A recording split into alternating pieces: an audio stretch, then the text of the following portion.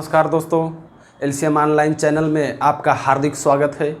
हम लोग पिछली वीडियो में देखे थे कि आधुनिक इतिहास के अंतर्गत 1857 की क्रांति के महत्वपूर्ण कारण को, वह कारण क्या थे जिसके कारण जो है इतनी भयानक, इतनी भयंकर क्रांति हमारे देश में उत्पन्न हुई। दोस्तों, पिछली वीडियो जो लोग न देखे हो वो जा कर के वहाँ पे देख लें। 1857 का जो विद्रोह का महत्वपूर्ण कारण है वो पिछली वीडियो में काफ़ी विस्तृत हम लोग चर्चा किए हैं। आज जो है हम लोग चर्चा करेंगे कि 1857 के विद्रोह का तात्कालिक कारण क्या था और 1857 का जो विद्रोह हुआ वह किस प्रकार से हुआ और उसका अंजाम क्या हुआ।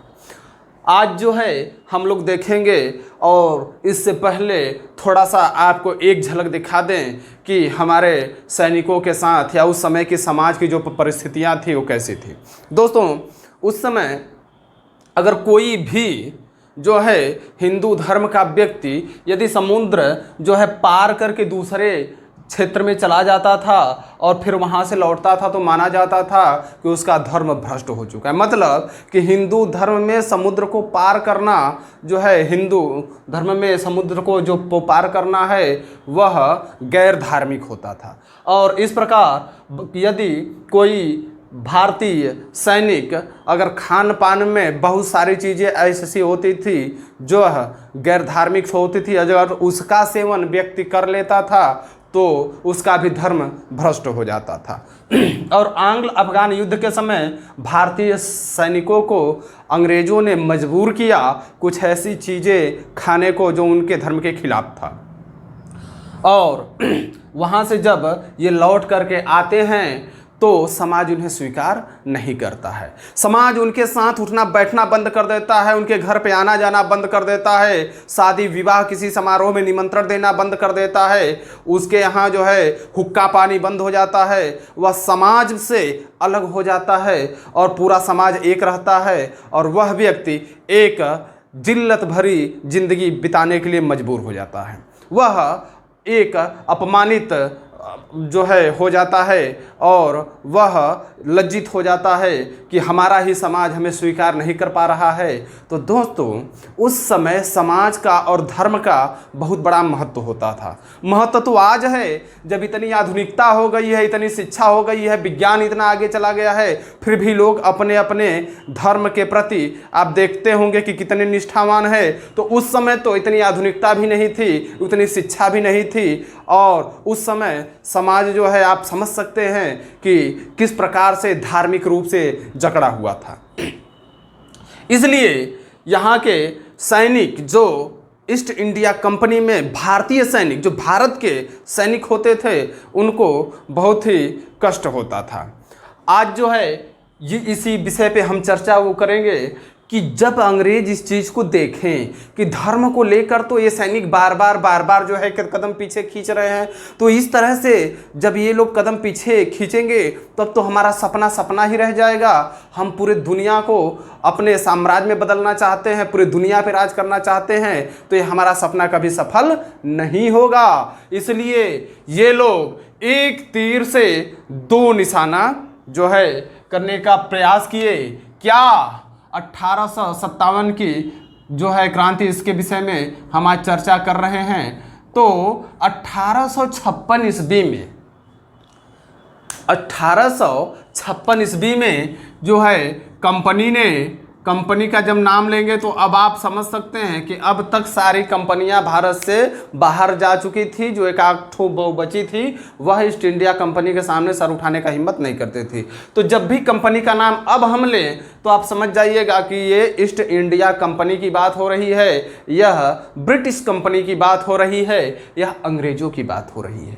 यहाँ पर जब कंपनी इस चीज़ को देखा तो इसका समाधान निकालने का प्रयास किया तो ये ऐसे दिमाग लगाए कि इन लोगों का ऐसा किया जाए, जब धर्म के नाम पे ये लोग कदम पीछे खींच रहे हैं तो ऐसा करें कि इनका धर्म हमेशा हमेशा के लिए भ्रष्ट हो जाए और इस प्रकार जो है ये लोग हमारे चंगुल में हमेशा हमेशा के लिए फंस जाए, समाज इनको दुत्कार दे, बाहर कर दे और हम इनको जो है भड़का करके अपने अंडर में ला लें और उसके बाद जो है ये अपने ही समाज पे हमला करने में संकोच नहीं करेंगे। ठीक, तो यहाँ पर 1856 में कंपनी ने यह देखा कि इस आधुनिकता के दौर में यदि हमारे पास उच्च स्तर के जो है हथियार नहीं रहेंगे तो हम पूरे दुनिया में अपनी साम्राज्य स्थापित नहीं कर पाएंगे। तो 1856 में जो कंपनी के पास बंदूक थी वह थी ब्राउन वैस। यह जो है कंपनी के पास एक राइफल होती थी। ठीक, और इस राइफल से जो है उनको हमला करने में बहुत समय लग जाता था। ठीक, आप समझ सकते हैं कि यह जो राइफल होती थी, तो राइफल तो उस ज़माने में एक अलग चीज़ हो गई, क्योंकि उससे पहले जो हथियार होते थे तो तलवार होता था, भाला होता था, तो उस तलवार या भाले से आदमी नज़दीक जाकर ही वार कर सकता था। और ये जो राइफल ये लोग बनाए, राइफल को आप काफ़ी दूर से ही वार कर सकते थे और जो भाला लिया हुआ, तलवार लिया हुआ आदमी रहेगा उसको दूर से ही आप मार सकते थे। तो ये तो ब्राउन राइफल थी, लेकिन इसमें गोली डाल करके फायर करने में बड़ा समय लगता था। ठीक, और जब समय लगता था तब तक हो सकता है कि एक गोली आपने चलाया, दूसरी गोली चलाने से पहले वो तलवार लेके आपके पास पहुंच गया और आपका जो है हत्या कर दिया। तो इसलिए ये लोग ब्राउन वैस के स्थान पर जो है एक नए राइफल का आविष्कार किए और उस राइफल का नाम था न्यू इनफील्ड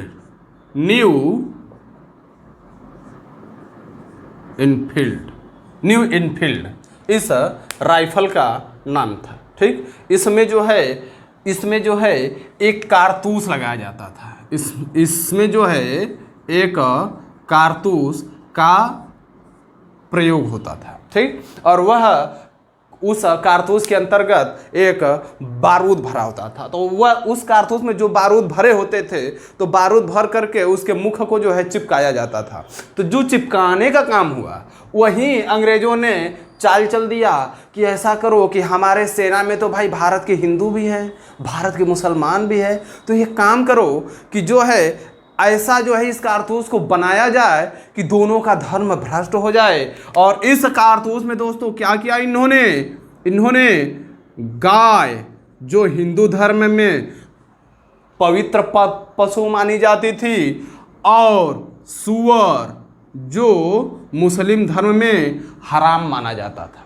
ठीक, यह मुस्लिम धर्म में हराम माना जाता है और यह हिंदू धर्म में पवित्र माना जाता है। इन दोनों की जो है चर्बी ये लोग इस्तेमाल किए इस कारतूस के मुख को बंद करने के लिए, इसके मुख को चिपकाने के लिए। ठीक, अब जब चिपक गया तो चिपकने के बाद यह कारतूस और ये राइफल जो है सेना के बीच में लाया गया कि आज के बाद आप लोगों का जीवन और सुरक्षित हो जाएगा। आपके लिए न्यू इनफील्ड राइफल का आविष्कार किया गया है। इसमें यह कारतूस है, इसको मुख में डाल करके इसको जो है काट करके इसमें से जो बारूद है वह बारूद जो है आप उस राइफल में डालेंगे, उसके बाद गोली को डालेंगे और बारूद इतना तगड़ा होता है कि तुरंत फायर कर देगा और इतना टाइम भी आपको नहीं लगेगा जितना टाइम ब्राउन वैस में लगता था। ठीक, अब यह जो है ये लोग प्रयास किए। जब इस चर्बी की बात धीरे धीरे लोगों के बीच में पहुंचती है तो सबसे पहले 1856 ईस्वी में 23 जनवरी 1856 ईस्वी को दमदम के सैनिकों ने जो है इस कारतूस का जो है प्रयोग करना जो है अस्वीकार कर दिया। वो बोले कि इस कारतूस का इस्तेमाल हम नहीं करेंगे, क्योंकि इस कारतूस में जो है ऐसा हमको पता चला है कि इसमें गाय और सूअर की चर्बी मिली हुई है। जैसे ही इस कारतूस को मुख में डाल करके काटेंगे वैसे ही हमारा धर्म भ्रष्ट हो जाएगा और समाज हमें जिल्लत भरी ज़िंदगी जीने पे मजबूर कर देगा, ऐसा जीवन जीने के लिए मजबूर कर देगा कि हम लोग ऐसा जीवन जी नहीं पाएंगे, और इसलिए इसको हम लोग प्रयोग नहीं करेंगे। ठीक, अब जो है अंग्रेजों को लगा कि यार ये तो बनी बनाई काम जो है बिगड़ जाएगी, ये जो इनका धर्म भ्रष्ट करना बहुत ज़रूरी है। तब जो है ये लोग एक चाल चलते हैं। चाल क्या चलते हैं? जो है एक 34वीं रेजिमेंट था, 34वीं रेजिमेंट था। सेनाओं में देखिए अलग अलग दल होता था और उन दलों को रेजिमेंट कहा जाता था, जिसमें कुछ सैनिक जो है हर रेजिमेंट में रहते थे। तो 34वीं रेजिमेंट था। यह रेजिमेंट कहाँ था? बैरकपुर में। कहाँ था? बैरकपुर में। और यह जो 34वीं रेजिमेंट जो बैरकपुर का था, यह था मुर्शिदाबाद के ही निकट था। मुर्शिदाबाद के निकट था। आप लोग मुर्शिदाबाद को जानते हैं, उस समय ये बांग्लादेश तो अलग था नहीं, तो यहीं पे आपका मुर्शिदाबाद था। ठीक, मुर्शिदाबाद था ना, इस समय बांग्लादेश में है, मुर्शिदाबाद था। इसी मुर्शिदाबाद में जो है 34वीं रेजिमेंट बैरकपुर की जो है छावनी थी, और इसी में 34वीं रेजिमेंट के अंतर्गत एक 34वीं रेजिमेंट का लीडर हुआ करता था जिसका नाम था मंगल पांडे। आप लोग नाम को अच्छे से जो है जानते होंगे। मंगल पांडे का नाम मंगल पांडे जी थे। अब जो है अंग्रेजों के दिमाग में एक बात आई कि भाई यहाँ तो दमदम के सैनिकों ने मना कर दिया, अगर जल्दी ही कोई रास्ता नहीं निकाला गया तो पूरा जो है भारत के जो सैनिक है सब मना कर देंगे, और जब सब मना कर देंगे तो हमारी रणनीति फेल हो जाएगी। तो फेल न होने पाए इसलिए उन्होंने यहाँ पे एक चाल चली कि यदि किसी तरह से हम जो है इस कारतूस को मंगल पांडे से हम जो है इस्तेमाल करवा लेते हैं, इनके मुंह से कटवा लेते हैं, तब जो है सभी लोग जो है राजी हो जाएंगे, क्योंकि यह ब्राह्मण कुल के थे, यह पांडे जी थे। और जब पंडित जी हो करके जब इसका इस्तेमाल करेंगे तो उनके नीचे वाली जो जातियां होंगी वो अपने आप स्वीकार कर लेंगे, चाहे पांडे जी भाई जब इतने कट्टर हिंदू हैं, जब ये जो है इसका इस्तेमाल कर ले, इसका मतलब कि इसमें कोई मामला गड़बड़ नहीं है, इसमें चर्बी नहीं मिली हुई है। अब ये लोग मंगल पांडे को भगाने की कोशिश करते हैं और इनके एक मित्र का इस्तेमाल करते हैं जिनका नाम गार्डन होता है। वह एक अंग्रेज होता है और वह मंगल पांडे जी से काफ़ी क्लोज रहता है। तो वह मंगल पांडे जी से कहा कि ऐसा है कि मंगल पांडे, मैं आपको विश्वास दिलाता हूँ कि इसमें जो है कोई चर्बी नहीं है। और मंगल पांडे उनके बहुत घनिष्ठ मित्र होते हैं, उनकी बात में मंगल पांडे आ जाते हैं और वह जो है इस बात को मान लेते हैं कि इसमें कोई चर्बी मिली हुई नहीं है। और इन्होंने उस चर्बी का इस्तेमाल किया, और जब चर्बी का इस्तेमाल करने के लिए आगे बढ़े उस समय लोगों ने टोका, तो मंगल पांडे ने कहा कि जब हमारे घनिष्ठ मित्र कह रहे तो वो उसमें चर्बी नहीं मिली हुई है, लेकिन यदि अगर ये पता चलता है कि इसमें चर्बी मिली हुई है तो सबसे पहले उन लोगों पे वार करने वाला आदमी भी मैं ही रहूँगा। और इसलिए वह जो है इसका इस्तेमाल करते हैं, और जब यह जो है इस कारतूस का इस्तेमाल करते हैं मित्रों, ठीक, तो उनका धर्म भ्रष्ट हो जाता है। हालांकि उस दौरान पता नहीं चल पाता। बाद में जो है एक व्यक्ति, क्योंकि हर जगह तो भारतीय मजदूर काम करते थे, तो जहाँ पे चर्बी का इस्तेमाल होता था उस कारखाने में मंगल पांडे जी को एक भारतीय मजदूर लेके जाता है और दिखाता है कि देखो गोरे सैनिकों के चक्कर में आके तुमने अपना धर्म भ्रष्ट कर लिया, अपने आँख से देख लो कि क्या स्थिति है और किस प्रकार से यहाँ पर जो है काम हो रहा है। जब ये बात मंगल पांडे जी अपने आंखों से देखे तब वो एकदम आग बबूला हो गए, और जो है मंगल पांडे अपने ही कंपनी के जो है एक ह्यूरसन और एक बाघ, ठीक, इन दोनों पे गोली चलाई और ये दोनों कर्नल के पद पे थे, कर्नल ह्यूरसन और कर्नल बाघ। कर्नल ह्यूरसन को इन्होंने गोली मारा और कर्नल बाघ का इन्होंने चाकू से हत्या